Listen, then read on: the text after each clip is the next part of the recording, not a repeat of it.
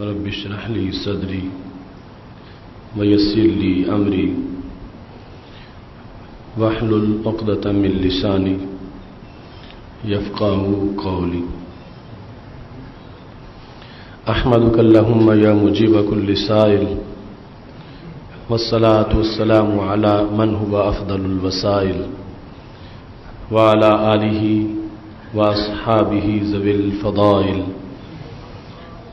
أما بعد فأعوذ بالله من الشيطان الرجيم. بسم الله الرحمن الرحيم. محمد رسول الله. صدق الله العظيم وصدق رسوله النبي الكريم الأمين. إن الله وملائكته يصلون على النبي يا أيها الذين آمنوا صلوا عليه وسلموا تسليما. الصلاة والسلام عليك يا سيدي يا رسول الله وعلى آلك وأصحابك يا حبيب الله. مولاي صل وسلم دائما أبدا على حبيبك خير الخلق كلهم، منزه عن شريك في محاسنه فجوهر الحسن فيه غير منقسم.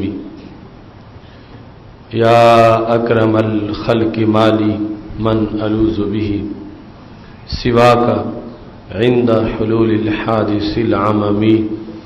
رب صل وسلم دائما أبدا على حبيبك خير الخلق كلهم. اللہ تبارک و تعالی جل جلالہ وعم نوالہ واتم برہانہ وعظم شانہ کی حمد و ثنا اور حضور پر نور شافع یوم النشور دستگیر جہاں غم گسار زمان سید سربراں حامی بے قسم قائد الانبیاء محبوب کبریاء احمد مجتبی جناب محمد مصطفیٰ صلی اللہ علیہ وآلہ وصحابہ وبارک وسلم کے دربار گہر بار میں ہدیہ درود و سلام عرض کرنے کے بعد نہایت ہی محتشم حضرات و خواتین، رب ذوالجلال کے فضل اور توفیق سے آج ہماری گفتگو کا موضوع ہے مسئلہ علم غیب، قسط نمبر 18۔ میری دعا ہے خالق کائنات جل جلالہ ہم سب کو قرآن و سنت کا فہم عطا فرمائے اور قرآن و سنت کے ابلاغ و تبلیغ اور اس پر عمل کی توفیق عطا فرمائے۔ خالق کائنات جل جلالہ نے رسول اکرم نور مجسم شفیع معظم صلی اللہ علیہ وسلم کو علم کے لحاظ سے جو عظمت اور رفعت عطا فرمائی ہے، اس کے ایک شعبے کا بیان کئی اقساط کی شکل میں آپ سن چکے ہیں اور ابھی مسلسل یہ موضوع جاری ہے۔ یقیناً علم نبوت کے لیے لازمی امر ہے، اور جس ذات کو خالق کائنات جل جلالہ نے ختم نبوت کا تاج پہنایا ہے اور انہیں جمیع مخلوقات کا نبی بنایا ہے، تو انہیں رب ذوالجلال نے ان کی شان کے مطابق اتنا وسیع علم بھی عطا فرمایا ہے۔ رسول اللہ صلی اللہ علیہ وسلم کے علم پر جو صحابہ کرام علیہم رضوان نے گواہیاں دی ہیں، ابن ماجہ شریف میں ہے کہ حضرت ابو سعید خدری رضی اللہ تعالی عنہ کہتے ہیں کننا جلوسا مع النبی صلی اللہ علیہ وسلم، ہم رسول اللہ صلی اللہ علیہ وسلم کے دربار رحمت بار میں بیٹھے ہوئے تھے کہ پاک محبوب علیہ الصلوۃ والسلام نے یہ خبر دی اتاکم وفود عبد القیس کہ تمہارے پاس عبد القیس کے ڈیلیگیشن اور وفود آ گئے ہیں. مطلب یہ تھا کہ دور دراز مقام سے تمہارے پاس کچھ لوگ تشریف لا رہے ہیں. اور صحابہ کرام علیہ رضوان کہتے ہیں ما یرا احد، ہم میں سے کوئی بھی ان کو دیکھ نہیں رہا تھا، یا ما یرا احد آنے والوں میں سے کوئی بھی دیکھا نہیں جا رہا تھا، یعنی کوئی نہ قرائن تھے، نہ کوئی ایسی اطلاع تھی، اور نہ ہی ان کا آنا ہمارے سامنے تھا. رسول اللہ صلی اللہ علیہ وسلم نے ان کی آمد سے پہلے ان کی اطلاع دے دی. جب وہ وفد پہنچا، باقی تمام حضرات تشریف فرما ہوئے، اشج عصری نامی شخص وہ پیچھے رہ گیا. جس وقت وہ پہنچے انہوں نے اپنی سواری باندھی اور رسول اکرم صلی اللہ علیہ وسلم سے ملاقات کی. تو نبی اکرم صلی اللہ علیہ وسلم نے اشج عصری کو یہ کہا ان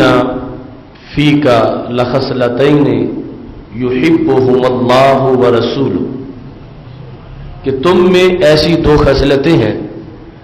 کہ جن کو اللہ تعالیٰ بھی پسند کرتا ہے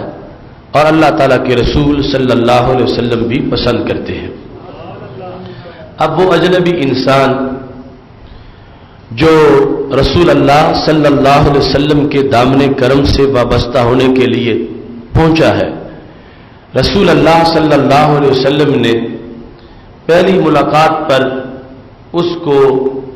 اس کی دو خصلتوں کے بارے میں، جو ایسی چیزیں نہیں تھی کہ بندے کے چہرے پر لکھی ہوئی ہو اور جن کا حسی طور پر مشاہدہ کیا جا سکے، فرمایا تم میں دو خصلتیں ایسی ہیں کہ جن کو اللہ بھی پسند کرتا ہے اور اللہ تعالیٰ کے رسول صلی اللہ علیہ وسلم بھی پسند کرتے ہیں. اس کے ساتھ ہی وہ بیان کر دیں الحلم والتودع، حلیم ہونا اور باوقار ہونا. رب ذوالجلال نے تم کو حلم اور نرمی کی خصلتیں عطا فرمائی ہیں، وہ دونوں تمہاری سیرت میں موجود ہیں، اور اللہ تبارک و تعالیٰ کو یہ دونوں خصلتیں پسند ہیں، اور ان دونوں خصلتوں کو میں بھی پسند کرتا ہوں. جس وقت رسول اللہ صلی اللہ علیہ وسلم نے ان کو ان کی دو خصلتوں کے بارے میں بیان کیا، یعنی جس کی خصلتیں ہیں اور جس کے مزاج کا حصہ ہے، رسول اللہ صلی اللہ علیہ وسلم کا علم اسے بطور آئینہ اس کو اپنا تعارف کروا رہا ہے کہ تمہاری ذات کے اندر یہ دو باتیں ایسی ہیں کہ جن کو خالق کائنات جل جلالہ پسند کرتا ہے، اور یہ بھی خبر دی کہ رب ذوالجلال کا تجھ سے جو پیار ہے اور تمہاری خصلتوں کے ساتھ جو میرا پیار ہے. اس کے ساتھ حضرت اشج عصری انہوں نے پوچھا یہ جو آپ نے مجھے خبر دی کہ میرے اندر دو خصلتیں ہیں جنہیں اللہ تعالیٰ پسند کرتا ہے، اشیء حدث لی ام شیء جبلت علیہ، یا رسول اللہ صلی اللہ علیہ وسلم مجھے یہ بتائیں کہ یہ دونوں خصلتیں حلم اور تودع جو میرے اندر موجود ہیں، یہ میرے اندر نئی پیدا ہوئی ہے یا یہ میری طبیعت اور جبلت کا حصہ ہے؟ شروع سے ہی مجھ میں ہے، جب سے میں پیدا ہوا ہوں اس وقت سے یہ دونوں باتیں میری شخصیت میں موجود ہیں، یا یہ نئی نئی پیدا ہوئی ہے؟ جس وقت انہوں نے یہ پوچھا تو اب اگر رسول اکرم صلی اللہ علیہ وسلم کا تعلق لوگوں کے مزاج کے علم سے نہ ہوتا، اور اگر نبوت کے ادراک کا دائرہ لوگوں کے باطن کی پوری تحقیق کے ساتھ وابستہ نہ ہوتا، تو محبوب علیہ الصلوۃ والسلام فرما دیتے کہ تمہارے لیے یہ خبر کافی ہے کہ جو میں نے تمہیں دو صفتیں بتا دی ہیں اور اللہ کی طرف سے پسند کی گارنٹی بھی دے دی ہے. اب خواہ یہ شروع سے آ رہی ہے یا نئی پیدا ہوئی ہے، ان سے تمہارا کیا تعلق. لیکن چونکہ یہاں پر آنے والوں کو یہ معلوم ہے کہ اگر کوئی حصی چیز مانگے تو منگتا خالی نہیں لوٹتا، اور کوئی مانوی چیز مانگے تو پھر بھی منگتا خالی نہیں لوٹتا. جو شریعت کے دائرے اور تقاضے ہیں ان کے مطابق ضرور نوازا جاتا ہے. تو میرے محبوب علیہ الصلوۃ والسلام نے غیب کی خبر جو مزید اس میں تھی دیتے ہوئے ارشاد فرمایا، شیء جبلت علیہ الشجسری. یہ دونوں صفتیں جن کا میں بیان کر رہا ہوں یہ ایسی نہیں ہے کہ جو تم میں بعد میں پیدا ہوئی ہو، بلکہ شروع سے رب ذوالجلال نے یہ دونوں تیرے مزاج کے اندر داخل فرمائی.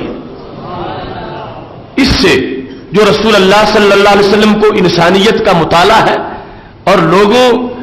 کا جو مشاہدہ ہے، ظاہری نہیں، لوگوں کا باطن، اس کے اندر جو کچھ ہے، یہ سارے امور چونکہ محبوب علیہ الصلوۃ والسلام کو ایک وسیع علم اور انکشاف دیا گیا ہے، لہذا پوچھنے والے جس نوعیت کا سوال پوچھتے ہیں اپنی جبلت اور طبیعت کے لحاظ سے کہ جو چیزیں چھپی ہوئی ہیں، جن کا تعلق باطن کے ساتھ ہے اور جن کا معاملہ مخفی ہے، محبوب علیہ الصلوۃ والسلام سے پوچھا گیا ہے. آپ نے اس میں تاخیر نہیں کی، دیر نہیں کی، اور نہ سائل کو دھمکی اور جھڑکی دی ہے کہ تم نے یہ باتیں جو غیب کی باتیں ہیں مجھ سے پوچھنا کیوں شروع کر دی. کیونکہ ان کے آنے کی خبر جب غیب میں دے دی تھی تو جب ان کی اجساد میرے محبوب علیہ السلام کی آنکھ سے چھپے ہوئے نہیں تھے، صحابہ کو نظر نہیں آ رہا تھا، لیکن سرکار کو نظر آ رہا تھا کہ کون آ رہے ہیں. صرف آنے والوں کے جسم ہی نہیں، ان کے دل بھی نظر آ رہے تھے، ان کا باطن اور ان کا مزاج بھی نظر آ رہا تھا. اس واسطے محبوب علیہ الصلوۃ والسلام نے ان کے آنے کی بھی خبر دی ہے، ان کے باطن کی بھی خبر دی ہے. اور باطن کے بارے میں جب تیسرا سوال ہوا ہے تو یہ بھی بتایا ہے کہ جو کچھ اب تمہارے باطن میں ہے یہ نیا نہیں آیا. جب سے رب نے تجھے پیدا کیا ہے یہ شانیں بھی رب نے تجھے عطا فرمائی ہے. محبوب علیہ الصلوۃ والسلام کے علوم کا کون اندازہ کر سکتا ہے. جس وقت جنگ بدر کے موقع پر سہیل بن عمر قرشی کو قیدی بنایا گیا، اس کو خطیب قریش کہا جاتا ہے. قریش کا سب سے بڑا خطیب سہیل بن عمر قرشی، جس وقت وہ جنگ بدر میں قیدی بنا تو حضرت عمر رضی اللہ تعالی عنہ کو بڑی خوشی ہوئی کہ یہ سہیل بن عمر جا بجا ہمارے محبوب علیہ السلام کو بھونکتا تھا اور قریش اس کی تقریریں کرواتے تھے اور یہ بڑے تابڑ توڑ حملے کرتا تھا، آج پکڑا گیا ہے. کہنے لگے میرے ذہن میں یہ تجویز آئی، یا رسول اللہ صلی اللہ علیہ وسلم انزی سنیتہ، اس کے یہ سامنے والے دانت نکالو. حضرت عمر رضی اللہ تعالیٰ عنہ کہنے لگے، الاصابہ کے اندر الفاظ یہ ہیں، دانی انزی سنیتہ ہے، یا رسول اللہ صلی اللہ علیہ وسلم آپ مجھے اجازت دیں میں اس کے یہ سامنے والے جو دانت ہیں یہ نکالوں، لیکن لا یقوم علیک، تاکہ پھر یہ کبھی تمہارے خلاف تقریر نہ کر سکے. یہ جو بولتا ہے تمہاری گستاخی کرتا ہے، آج پکڑا گیا ہے تو اجازت دو مجھے. ایک روایت میں کہ خود یا رسول اللہ صلی اللہ علیہ وسلم اس کے دانت نکال دو، مجھے اجازت دو میں اس کے دانت نکالوں تاکہ پھر یہ کسی مجمع میں کھڑا ہو کر تمہارے خلاف بول نہ سکے. حضرت عمر رضی اللہ تعالی عنہ کا تقاضا اپنا تھا، طبیعت کا جوش اپنا تھا، سختی اپنی تھی، اور اسلام کی غیرت اور حماست اور نبوت کے بارے میں ادب اور احترام کے تقاضے وہ بدستور اجازت مانگ رہے تھے. مگر میرے محبوب علیہ الصلوۃ والسلام نے فرمایا، عمر میں اس کے دانت نکلوانے کی اجازت نہیں دوں گا اور نہ خود نکالوں گا. عسى ان يقوم مقاما تحمده، وہ وقت آنے والا ہے جب یہ کھڑا ہو کے تقریر کرے گا اور عمر ان کی تقریر سن کے تو مشش کرو گے. یہ خطیب قریش اگر میرے خلاف بولتا تھا تو وہ وقت بھی آئے گا جب یہ میرا علم بردار بن کے بولے گا، جب یہ میرے ادب کے درس دے گا، جب یہ نبوت کی شان بیان کرے گا، جب یہ الوہیت کا تقدس لوگوں کے سامنے بیان کرے گا، جب یہ اسلام کا پاسبان بن جائے گا. کیونکہ بظاہر جو کرائم تھے ان میں کوئی بات نظر نہیں آتی تھی کہ جو لوگ ان پکڑے ہوئے لوگوں میں سے کچھ نرم تھے ان کا انداز اور تھا، یہ گرفتاری کے عالم میں بھی پکا موذی تھا اور اس کی یعنی اسلام قبول کرنے کی کوئی حالت نظر نہیں آتی تھی. کیونکہ بدر میں گرفتار ہوا، محبوب علیہ الصلوۃ والسلام کی آنکھ کا مشاہدہ کتنا دور کا تھا. یہ نہیں ہے کہ ابھی اس قید میں ہی مومن ہو جائے گا یا رہا ہو جائے گا تو مومن ہو جائے گا. نہیں، یہ وہ سہیل بن عمر ہے کہ جب رہا ہو کے واپس گیا تو صلح حدیبیہ کے موقع پر سب سے زیادہ شرارتیں اس کی تھی. اور جس وقت سب سے کڑی شرط پر دستخط کروائے گئے کہ اگر مکہ شریف سے کوئی بندہ کلمہ پڑھ کے مدینہ شریف پہنچتا ہے تو وہ تمہیں واپس کرنا پڑے گا. وہ ساری ضد اس کی تھی سہیل بن عمر کی. اور اتفاق بھی یہ تھا کہ جو سب سے پہلے کلمہ پڑھ کے مکہ شریف سے مدینہ شریف پہنچا تھا وہ اسی کا بیٹا ابو جندل تھا، جو رسول اللہ صلی اللہ علیہ وسلم کے پاس پہنچا اور اس کے قدموں میں بیڑیاں تھیں اور پیچھے یہ لینے چلے گئے کہ چونکہ یہ طے ہو چکا ہے کہ جو ہمارا بندہ دین بدل کے تمہارے پاس پہنچے گا ہم اس کو واپس لے جائیں گے. اگرچہ محبوب علیہ الصلوۃ والسلام نے واپس کیا دستور کے مطابق، لیکن وہ درمیان میں جو ایک مستقل شعبہ ہے اسلام کے اندر جس کی اجازت ہے، انہوں نے ابو جندل اور ان کے ساتھیوں نے اپنا دباؤ بڑھاتے ہوئے خود قریش مکہ کو اس معاہدے سے پیچھے ہٹنے پر مجبور کر لیا اور آزادانہ اسلام کے اندر وہ لوگ داخل ہو گئے. میں یہ عرض کرنا چاہتا ہوں کہ بدر کا پکڑا ہوا یہ مجرم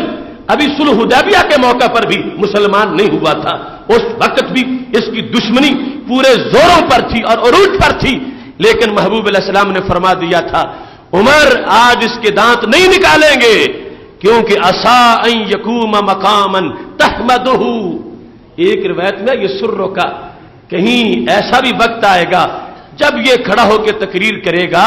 عمر اس کو دیکھ کے تمہاری آنکھیں ٹھنڈی ہوں گی، تم خوش ہو جاؤ گے، تم واہ واہ کرو گے اس کی تقریر پر. ہم خود ہی اس کے دانت نکال دیں تو کل یہ اسلام کے خطبے اچھے انداز میں کیسے دے سکے گا. میرے محبوب علیہ الصلوۃ والسلام نے یہ خبر دی ہے. کئی سال گزر گئے، 8 ہجری کا وقت آیا جب محبوب علیہ الصلوۃ والسلام فاتحانہ مکہ شریف میں داخل ہوئے، کعبہ اللہ کے اندر داخل ہوئے، نفل پڑھ کے جب باہر نکلے ایک ہاتھ کعبہ کے دروازہ کے ساتھ جو لکڑی اس کو ڈالا ہوا تھا اور مجمع عام کی طرف چہرہ کر کے فرمایا ماذا تقولون، اے قریش کے سرداروں اب بتاؤ تم کیا کہتے ہو. یعنی سارے سر جھکائے ہوئے تھے اور سارے مغلوب ہو چکے تھے، مفتوح ہو چکے تھے. مطلب کیا تھا اب تم خود تجویز کرو تمہاری سزا کیا ہے. ہم فاتحانہ آ گئے ہیں، یہ مکہ ہمارا ہے، یہ کعبہ ہمارا ہے، اب بتاؤ تمہارے ساتھ کیا سلوک کریں. تو یہ سہیل بن عمر تھا جس نے کہا کہ ہمیں تم سے کسی سخت رد عمل کی امید نہیں ہے. اخن کریم وابن اخن کریم، تم تو ہمارے بڑے کریم بھائی ہو اور کریم بھائی کے بیٹے ہو. اخن کریم وابن اخن کریم، ہمیں تمہارے خاندان سے یہی امید ہے کہ تم ہمیں آج محروم نہیں کرو گے، ہمیں ضرور تمہارے در سے بھیک ملے گی. اخن کریم، تم بڑے کرم والے ہو اور تم کرم والے باپ کے بیٹے ہو، اس واسطے ہم مایوسی سے آج اسے کچھ نہیں مانگیں گے. ہمیں پتا ہے کہ آپ کرم والے ہیں اور آپ کا کرم ضرور ہمارے بیڑے پار کر دے گا. اس پر محبوب علیہ السلام نے فرمایا تھا چلو جاؤ لا تثریب علیکم الیوم. اگر یوسف علیہ السلام نے اپنے بھائیوں کو معاف کر دیا تھا جنہوں نے ان کو پکڑ کو کنویں میں ڈالا تھا تو میں بھی آج تمہیں معاف کرتا ہوں. تم نے میرے رستے میں کانٹے بچھائے اور اذیتیں دی، تکلیفیں دی اور بہت تم نے ہمارے خلاف جنگیں لڑی، آج تم میری تلوار کے نیچے ہو، لیکن یہ میرے رب نے مجھے شان دی ہے کہ جس کو چاہوں معاف کر دوں اور جس کو چاہوں سزا دلواؤں. وہ ابن اختل کو تو کعبے کے کپڑے کے نیچے سے، پردے کے نیچے سے پکڑ کر بھی اس کی گردن اتار دی اور ان لوگوں کو فرمایا میں تجھے وہی اعلان کرتا ہوں جو یوسف علیہ السلام نے اپنے بھائیوں کے لیے کرم کا اعلان فرمایا تھا. اب اس موقع پر پھر جا کے سہیل بن عمر نے اسلام قبول کر لیا اور جب قبول کیا اس کے بعد پھر اسلام میں جب کفر میں تھے تو کفر کے خطیب اور جب اسلام میں آئے تو پھر اسلام کے خطیب. یعنی پھر یہ نہیں ہے کہ انہوں نے کچھ اسلام قبول کیا ہو اور اندر سے مشرکین کے ساتھ ہی تعلق ہو اور رغبت ہو، نہیں، جب انہوں نے کلمہ پڑھ لیا اس کے بعد پھر پڑھ لیا اس انداز میں انہوں نے رسول اللہ صلی اللہ علیہ وسلم کی غلامی کا حق ادا کیا ہے کہ بڑے بڑے اہم مواقع پر انہوں نے یہ ثبوت دیا کہ واقعی ہی ہمیں دیر سے سمجھ آئی ہے، لیکن جب سمجھ آئی ہے تو پکی سمجھ آئی ہے۔ تو یہ غیب کی خبر جو میرے محبوب علیہ السلام نے بدر کے قیدیوں کے ساتھ سلوک کے معاملہ پر دی تھی، 8 ہجری میں اس کا منظر سامنے آیا، اور سہیل بن عمر کے بارے میں محبوب علیہ السلام نے فرما دیا تھا عسیٰ ان یکوم، قریب ہے، وہ وقت آ جائے گا یہ اٹھ کے تقریر کرے گا، اور عمر تم بھی اس کی تقریر کو پسند کرو گے۔ تاریخ کے دامن میں ہم دیکھتے ہیں ایک منفرد خطبہ حضرت عمر رضی اللہ تعالیٰ عنہ کا، اور ایک منفرد خطبہ حضرت سہیل بن عمر رضی اللہ تعالیٰ عنہ کا، ایسا خطبہ کہ ایک طرف اگر مدینہ شریف میں اس پائے کا خطبہ سیدنا صدیق اکبر رضی اللہ تعالیٰ عنہ دیتے ہیں، اس مشکل اور نہایت ہی مصیبت والے ماحول کے اندر انہی لفظوں کے ساتھ تقریر مکہ شریف میں کھڑے ہو کے جس انسان نے کی، اس کو تاریخ میں سہیل بن عمر کہا جاتا ہے۔ جس وقت رسول اکرم نور مجسم شفیع معظم صلی اللہ علیہ وسلم کا وصال ہو گیا، اور یہ لمحہ خبر سننا صحابہ برداشت نہیں کر رہے تھے، حضرت عمر رضی اللہ تعالیٰ عنہ نے تلوار نکال لی تھی کہ جو ایسا کہے گا میں اس کو سر اتاروں گا۔ اس وقت حضرت صدیق اکبر رضی اللہ تعالیٰ عنہ نے امت کو سہارا دیا، ان کو مسئلہ سمجھایا، اور ان کو جو اس وقت کی ذمہ داریاں تھیں اس پر انہوں نے متنبع کیا، اور جو ارتداد کے خطرے تھے اور منکرین کے جو معاملات تھے ان کے لحاظ سے سب کو فوراً مسئلہ سمجھا کر ایک نقطے پہ اکٹھا کر لیا۔ مدینہ شریف میں یہ تقریر حضرت صدیق اکبر رضی اللہ تعالیٰ عنہ کی تھی، لیکن وصال کی خبر جب مکہ شریف میں پہنچی اور وہاں پر معاملات جب بگڑنے لگے تو حضرت سہیل بن عمر رضی اللہ تعالیٰ عنہ نے کعبۃ اللہ میں کھڑے ہو کر وہی تقریر کی، اگرچہ وہ معاملہ حضرت صدیق اکبر رضی اللہ تعالیٰ عنہ کے جملے مدینہ شریف میں ہے، کوئی پہنچانے والا نہیں ہے، لیکن یہ مزاج کی تربیت ایسی ہو چکی تھی کہ انہوں نے کہا کہ رب ذوالجلال کا وعدہ تھا، ہمارے محبوب علیہ السلام اپنی مرضی سے اپنے رب کے پاس چلے گئے ہیں، اور ہمیں جو کچھ دے کے گئے ہیں وہ تھوڑا نہیں ہے، آج بھی ہم ان کے دیے ہوئے دین پر قائم رہ کر باطل پرستوں کے مقابلے کریں گے، اور ہمت ہار کے ہم اپنے گھروں میں نہیں بیٹھیں گے۔ حضرت سہیل بن عمر رضی اللہ تعالیٰ عنہ کی یہ تقریر تھی جس کے بارے میں سرکار نے فرمایا تھا عمر ایک دن یہ ایسا خطبہ دے گا کہ تم سنو گے تو تم بھی واہ واہ کرنا شروع کر دو گے۔ سہیل بن عمر رضی اللہ تعالیٰ عنہ رسول اللہ صلی اللہ علیہ وسلم کی خدمت میں جب آ گئے تو تربیت ایسی ہو گئی، اتنا بڑے بڑے اہم معاملات کے اندر، یہاں تک کہ حضرت فاروق اعظم رضی اللہ تعالیٰ عنہ کے دور میں ایک دن یہ سارے بڑے بڑے لوگ، اور بالخصوص مکہ شریف کے وہ چودھری جنہوں نے آخری صفوں میں شرکت کی تھی اور اسلام قبول کیا تھا، حضرت ابو سفیان رضی اللہ تعالیٰ عنہ اور یہ سہیل بن عمر اور اس طرح کے لوگ، اور ان کے ساتھ کچھ وہ لوگ جو بدری صحابی تھے، یہ سارے حضرت فاروق اعظم رضی اللہ تعالیٰ عنہ سے ملنے چلے گئے۔ تو حضرت فاروق اعظم رضی اللہ تعالیٰ عنہ نے یہ معیار بنایا، فرمایا پہلے مجھے وہ ملیں جو بدر میں شریک تھے، اس کے بعد جو اسلام کی گاڑی میں سوار ہوتے گئے اس ترتیب کے مطابق آج یہاں ملاقات کی اجازت ہوگی۔ یہ قانون تھا کہ امیر المومنین سے ملنے میں یہ نہیں دیکھا جائے گا کہ مربع کس کے زیادہ ہے اور دنیاوی مال کس کے پاس زیادہ ہے۔ حضرت فاروق اعظم رضی اللہ تعالی عنہ کے دربار میں جو پروٹوکول کا معیار تھا ملنے والوں کا، یہ تھا کہ خدمت اسلام کس کی زیادہ ہے، جس نے خدمت اسلام زیادہ کی ہے اگرچہ وہ کسی مزدور کا بیٹا تھا اس کو پہلا نمبر دیا جائے گا۔ بات یہ چل رہی تھی، ملاقاتی جا رہے تھے اندر، اور ابو سفیان رضی اللہ تعالیٰ عنہ کی باری نہیں آئی اور نہ ہی سہیل بن عمر رضی اللہ تعالیٰ عنہ کی باری آئی ہے۔ تو حضرت ابو سفیان رضی اللہ تعالیٰ عنہ نے تنقید شروع کی، دیکھو عمر دیکھتے ہی نہیں ہے، ہم کتنے بڑے بڑے بیٹھے ہوئے ہیں اور دوسرے لوگوں کو اجازت دی جا رہی ہے، غلام تو جا کے مل رہے ہیں اور ہم سارے باہر بیٹھے ہوئے ہیں۔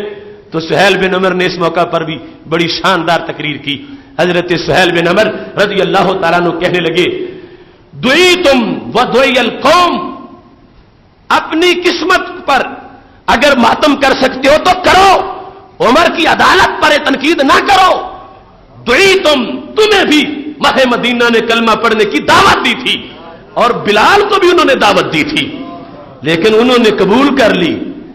تم نے کیا کیا؟ اب تم نے تاخیر کی. اسرعوا، انہوں نے جلدی کی.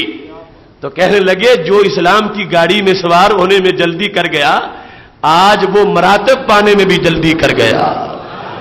تم عمر فاروق رضی اللہ تعالیٰ عنہ پہ تنقید نہ کرو. یہ حق ہے ان پہلے لوگوں کا کہ جنہوں نے پہلے یہ جام پیے ہیں ان کو پہلا مرتبہ ملے گا. اور عقل بھی کہتی ہے ایک طرف وہ ہے جو بدر میں مجرموں کو پکڑ رہے تھے اور دوسری طرف وہ ہے جو بحیثیت مجرم پکڑے جا رہے تھے. اگرچہ اب وہ بھی صحابی بن گئے ہیں اور صحابیت میں آج ان کو بھی بلند مرتبہ مل گیا ہے اور سب وہ بھی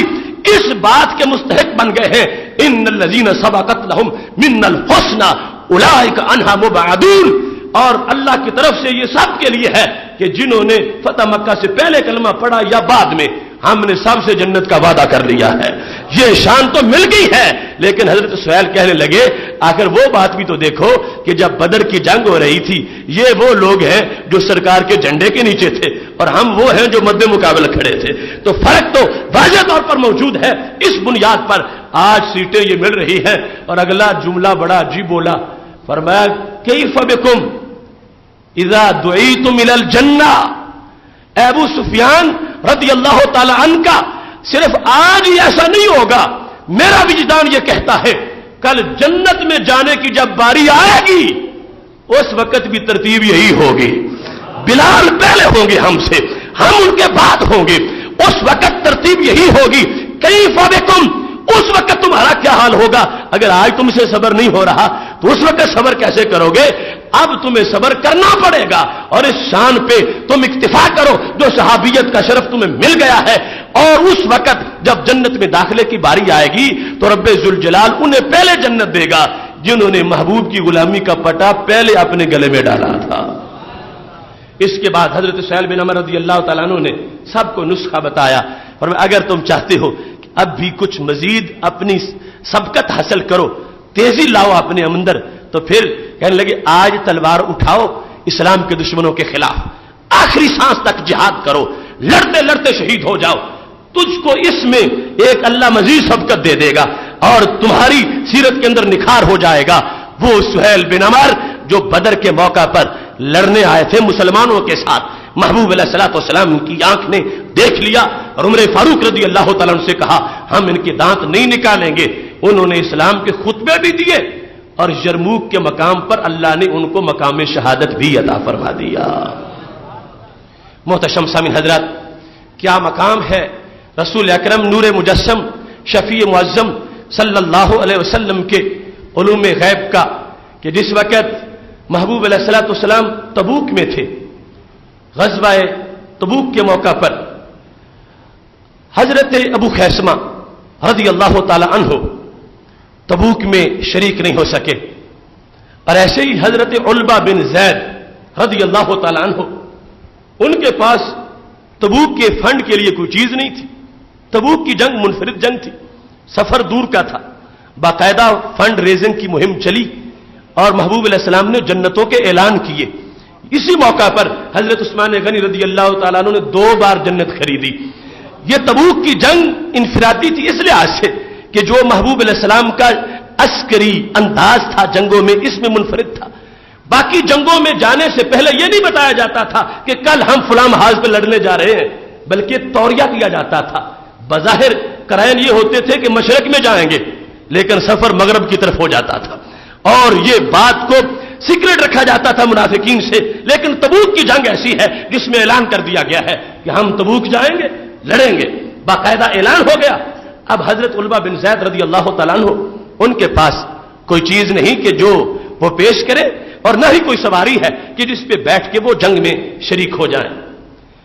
آخری رات کو جب ان کو بڑا غم لاحق ہوا، آخر ان کے مزاج تو نبوت کے زیر سایہ استوار ہوئے تھے، سارے دوست نیکی میں حصہ لے جائیں اور کچھ رہ جائیں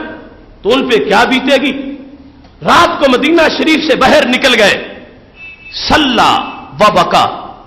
ایک ویرانے میں جا کے نماز پڑھی، نفل ادا کیے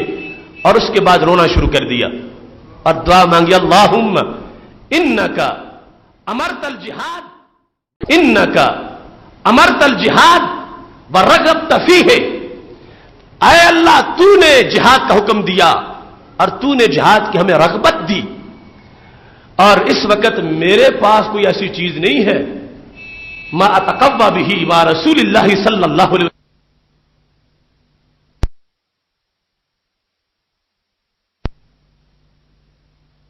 نبی علیہ السلام کے پاس ہے جو مجھے عطا کرے، اور میرے پاس کوئی ایسی چیز نہیں جو میں اس موقع پر بطور صدقہ ہی جہاد میں پیش کر سکوں۔ رات یہ دعا مانگتے مانگتے ان کو عجیب خیال آ گیا، صحابہ کی نیکی چونکہ انتہائی درجے کی تھی، عجیب نیکی انہوں نے کی، عجیب انداز تھا، کہنے لگے کہ ٹھیک ہے میرے پاس دینے کے لیے تو کچھ نہیں ہے لیکن صدقہ میں بھی کروں گا۔ کیا جملہ تھا؟ انی اتصدق علی کل مسلم بکل مظلمۃ اصابنی فیہا من جسد ومال وعرض۔ بہت خوبصورت انداز تھا، اور شاید کسی امتی کو ایسا صدقے کرنا کا انداز ہے طرف سے، کیونکہ ویسے یہ ہے کہ اگر ایک ہاتھ کسی کا کاٹا جاتا ہے اس پر نصف دیت لازم آتی ہے، اونٹ لازم آتے ہیں، دینار درہم لازم آتے ہیں، تو مجھ پر جو بھی سختی کسی مسلمان کی طرف سے ہو جائے گی، اے اللہ نہ میں بدلہ چاہوں گا نہ میں دیت چاہوں گا، میرے ساتھ جو معاملہ ہو جائے گا میں آج اپنی طرف سے وہ صدقہ کرتا ہوں۔ پھر فرمایا ومالن، میرے جسم کے سوا میرے مال پر اگر کوئی ظلم ہو گیا، مجھے مال ملے اور وہ مال کوئی چوری کر کے لے جائے، میں اس کا ہاتھ نہیں کٹواؤں گا جس نے میرے مال کی چوری کی اور جس نے مجھ سے چھین لیا، میں اس پر کوئی گرفت نہیں کروں گا۔ وَإِرْضِي، اے اللہ میں صدقہ کرتا ہوں جس نے مجھے گالی دی، میں جواب اس کو گالی نہیں دوں گا۔ مال، جسم اور عزت تینوں کا نام لے کر ویرانے میں کھڑے ہو کر رب سے عہد کر رہے ہیں، یا اللہ تبوک کے موقع پر اگرچہ میرے پاس دینے کے لیے کچھ نہیں ہے لیکن یہ خود استوار ہوا انداز سرکار دو عالم صلی اللہ علیہ وسلم کی تربیت کی وجہ سے کہنے لگے صدقہ تو میں بھی کروں گا، اور صدقہ یہ ہے کہ میں اپنی طرف سے تمام مسلمانوں کو یہ حل پیش کر رہا ہوں کہ جو بھی میرے جسم، میرے مال اور میری عزت کے معاملے میں مجھ پر زیادتی ہو جائے گی، کسی کی طرف سے مجھ پر تجاوز ہو جائے گا،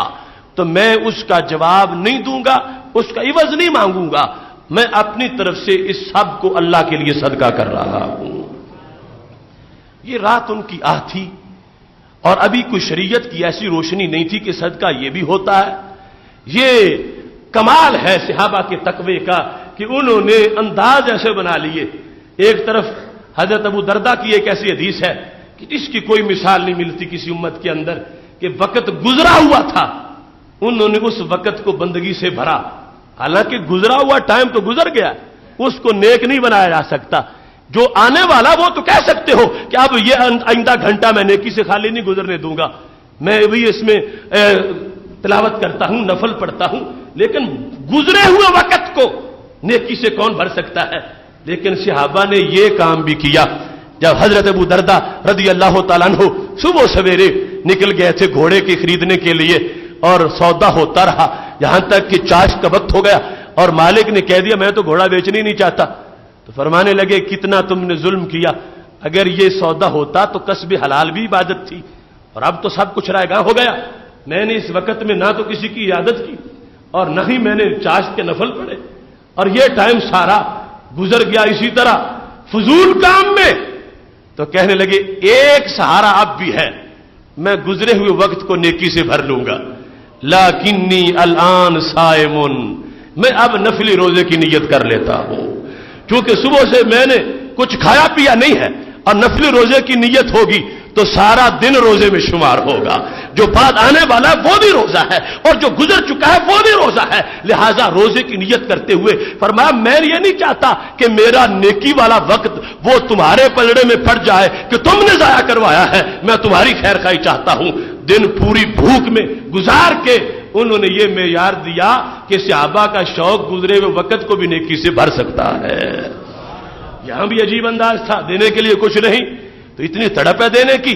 دعائیں مانگ لی کہ یہ انداز بھی ہو سکتا ہے کہ مجھ سے جو بھی زیادتی ہو جائے گی اس کا بدلہ نہیں چاہوں گا، یہ اپنی طرف سے مصیبت کو برداشت کر لینا، اس کو بطور صدقہ اللہ کے دربار میں پیش کر رہا ہوں۔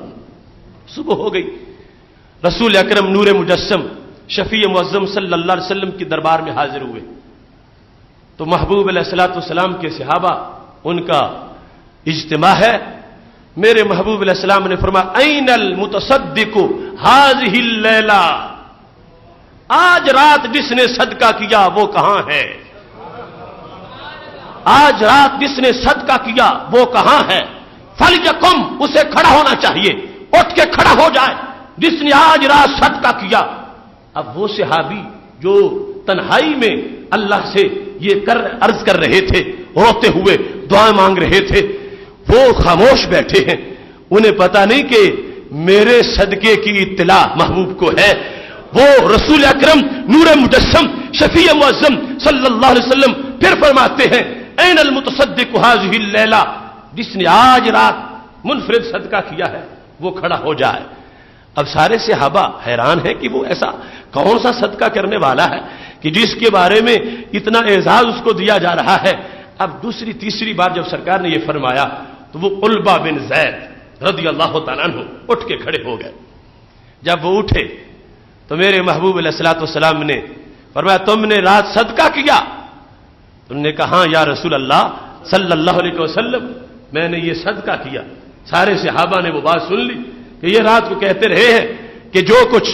مجھ سے مستقبل میں مجھ پہ تجاوز کسی کی طرف سے ہو جائے گا میں اس کو معاف کرتا ہوں۔ یہ کہلوانا اس لیے ضروری تھا، محبوب علیہ الصلوۃ والسلام مطلع ہیں اور جانتے ہیں، اس لیے تو خبر دی ہے کہ اٹھ کے کھڑے ہو جاؤ تاکہ جو کچھ انہوں نے صدقہ کیا ہے پتہ بھی چل جائے لوگوں کو کہ یہ صدقہ کر چکے ہیں اور آزمائش آئے گی تو یہ کوئی مطالبہ نہیں کریں گے۔ اس صدقے کی کیفیت کو بھی محبوب علیہ السلام نے بیان کر کے عجیب خبر دے دی۔ ابشر، خوش ہو جاؤ میرے صحابی، خوش ہو جاؤ اس صدقے پر، کوتبت کالزکاۃ المتقبلہ، اللہ کے دربار میں تمہارا صدقہ قبول کر لیا گیا ہے۔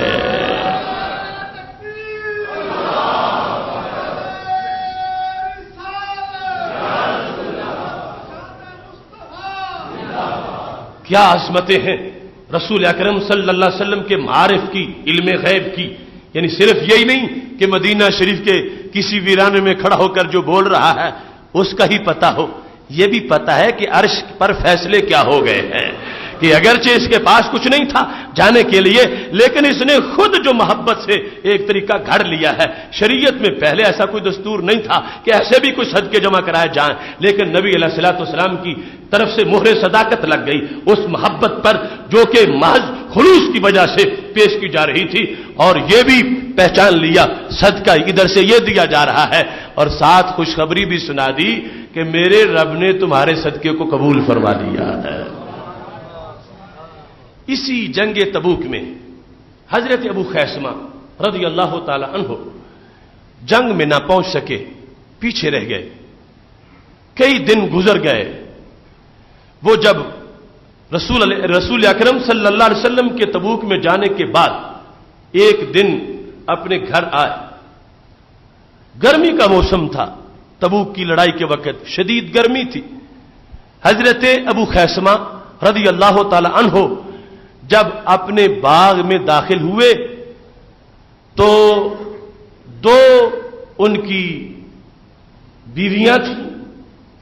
ازواج تھیں، اور انہوں نے دونوں کے علیحدہ علیحدہ خیمے تھے۔ باغ کے اندر وہ چھپر سائز کے انہوں نے بنائے ہوئے تھے۔ حضرت ابو خیثمہ رضی اللہ تعالی عنہ جب آئے دیکھا دونوں خیموں کو، قد رشت کل واحدۃ منہما، دونوں بیویوں نے چھڑکاؤ کیا ہوا تھا خیموں کے اندر،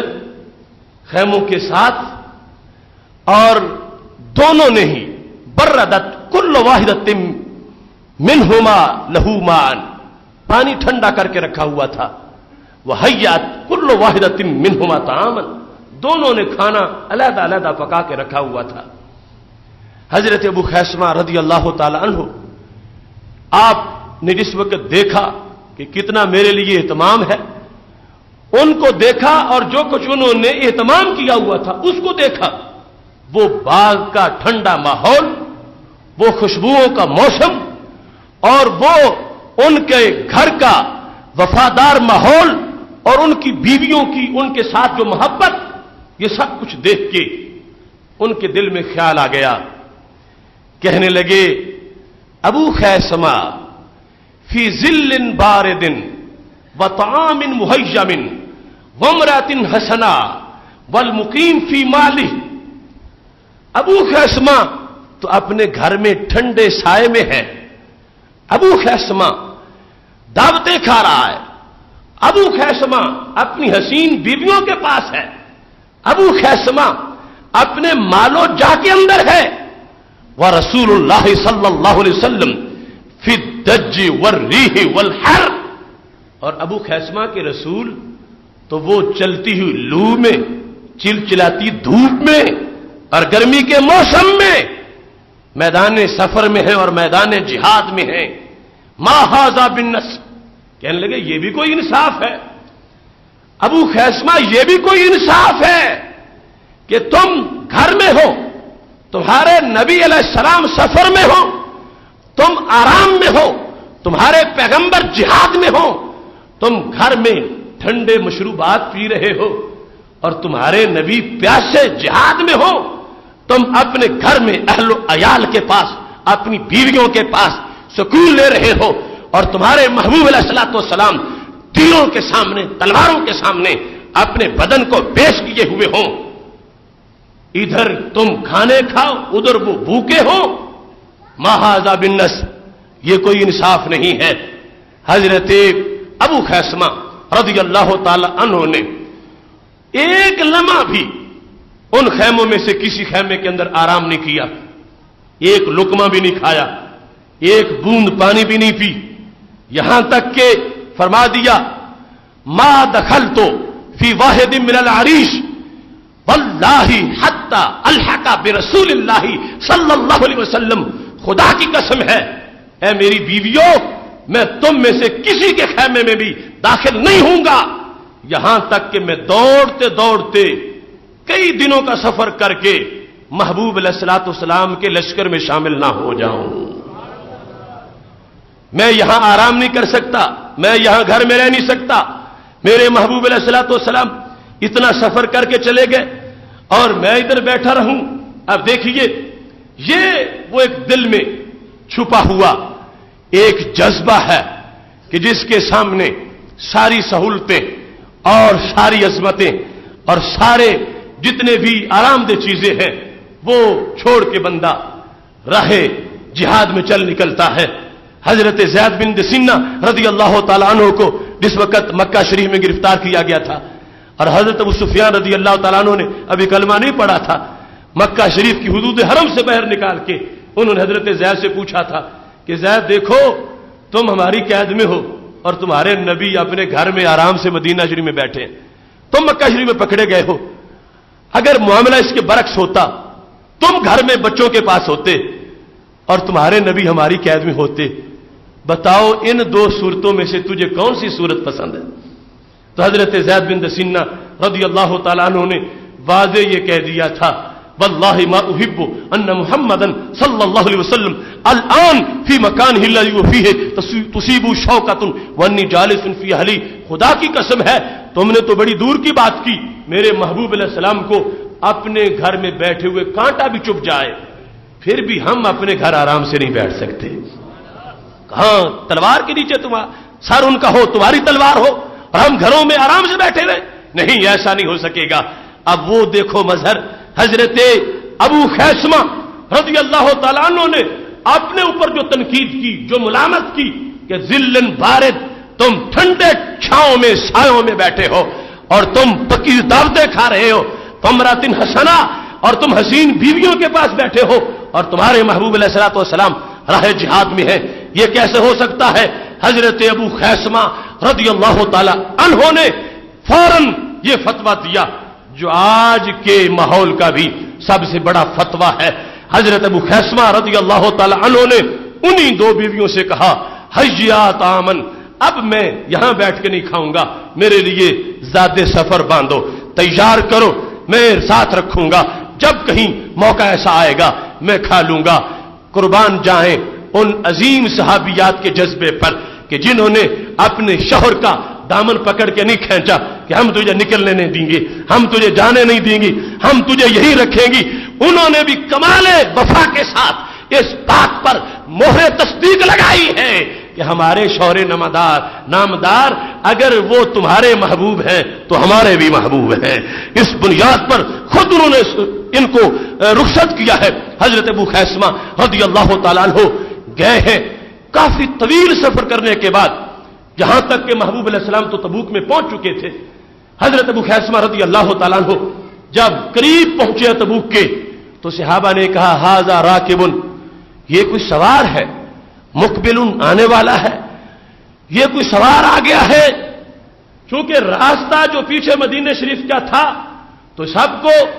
یہ احساس تھا کہ شاید کوئی آنے والا ہمارا ہو یا مدینہ شریف سے کوئی پیچھے حالات بدل گئے ہیں، کوئی خبر لے کے آ گیا ہے. دور سے آتے ہوئے جب سب نے متوجہ کیا کہ یا رسول اللہ صلی اللہ علیہ وسلم کوئی مسافر گھوڑے پہ آ رہا ہے، تو میرے نبی علیہ السلام نے فرمایا کن ابا خیثمہ، آنے والے تو ابو خیثمہ بن جا.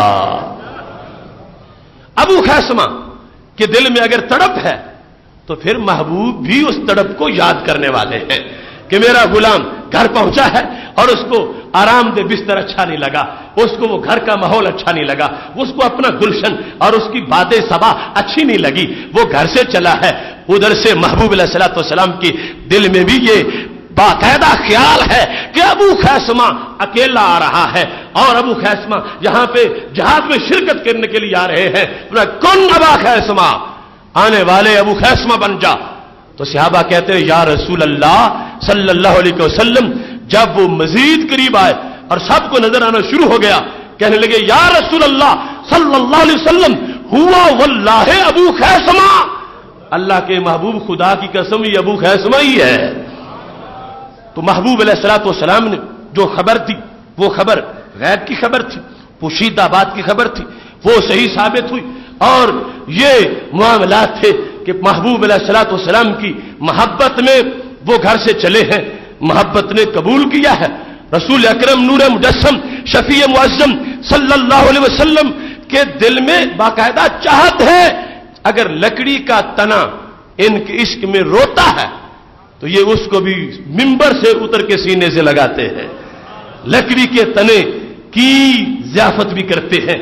اس کی محبت کو بھی ریسپانس دیتے ہیں، اس کے عشق کو بھی قبول کرتے ہیں. تو جو لکڑی کا تنا اگر روتا ہے اس کے پیار سے وہ واقف ہے کہ سبب کیا تھا، وجہ کیا تھی، اور اس کو باقاعدہ جواب ملتا ہے. تو جو گھر باہر چھوڑ کے نکل رہا ہو، ان کے صدقے جا رہا ہو اور ان کے لیے نکل رہا ہو، یقیناً محبوب علیہ السلام نگاہ عنایت بھی فرماتے ہیں اور اپنے کرم کی آغوش بھی عطا فرماتے ہیں.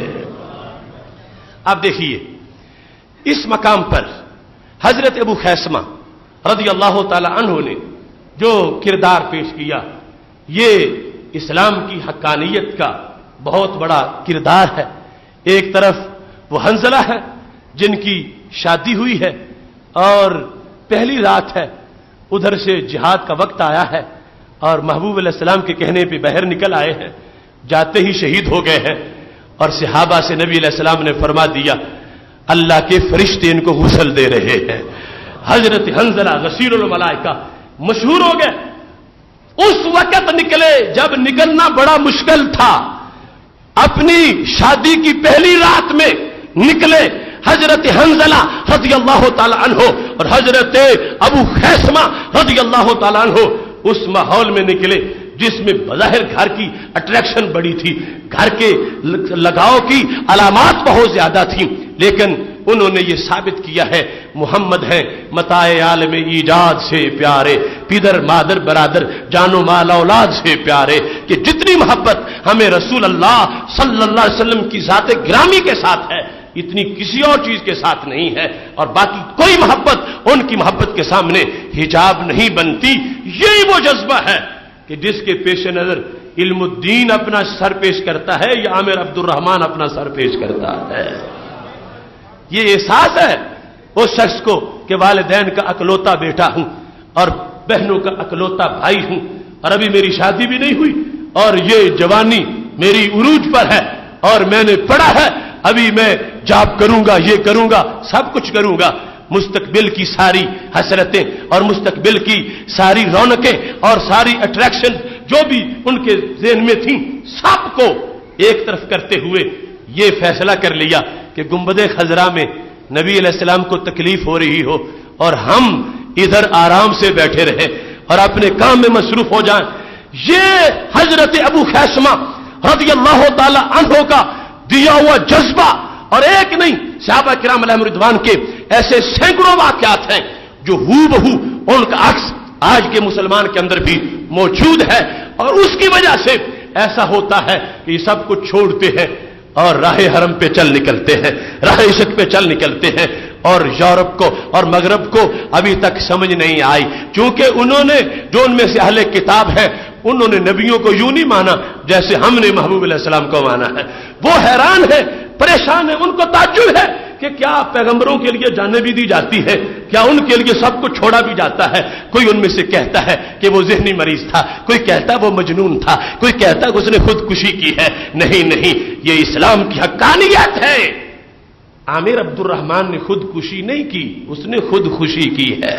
اس نے رسول اکرم نور مجسم شفیع معظم صلی اللہ علیہ وسلم پر اپنی جان کو وارنے کا پہلے عزم کر لیا تھا کہ میں یہ کام کروں گا، اس کے بعد جان سلامت رہے یا نہ رہے یہ اپنی جانیں خود ضائع نہیں کرتے، بلکہ قیمت تب ملتی ہے جب محبوب علیہ السلام پر جان کو وارا جاتا ہے۔ یہ دیکھیے حضرت مولانا عبدالستار نیازی رحمت اللہ علیہ، جس وقت آپ کو سزائے موت دی گئی تو آپ کو شلوار میں ڈالنے کے لیے وہ نالا بھی نہیں دیا جا رہا تھا، گاربن بھی نہیں دیا جا رہا تھا۔ آپ نے پوچھا ایسا کیوں ہے؟ تو کہا کہ یہ قانون ہے کہ جو سزائے موت کا قیدی ہو اس کو ایسی ازار بند مضبوط نہیں دیا جاتا، اس واسطے ہو سکتا ہے وہ خودکشی کر لے۔ تو حضرت مولانا نیازی رحمت اللہ علیہ نے فرمایا کتنے تم بے وقوف ہو، میں اپنی زندگی کو کیا حرام کام میں لگانا چاہتا ہوں؟ میری جان سرکار نے جب قبول کر لی ہے تو میں اس جان کو حرام نہیں کر سکتا، حلال طریقے سے جائے گی، حلال طریقے سے جائے گی۔ لہذا وہ اور قیدی ہوتے ہیں کہ جو خودکشی کرتے ہیں اور اپنی جانیں حرام کرتے ہیں۔ جس نے محبوب علیہ الصلوۃ والسلام کے لیے سب کچھ کیا ہو ان کو تو لذت ہی تب آتی ہے کہ جب ان کے نام پر غیروں کے حملے ہوتے ہیں اور جان نکلتی ہے اور رگ کٹتی ہے تو خون نکلتا ہے، وہ بھی آواز دیتا ہے۔ شراب عشق احمد میں کچھ ایسی کیف و مستی ہے کہ جان دے کر بھی ایک دو بوند مل جائے تو سستی ہے۔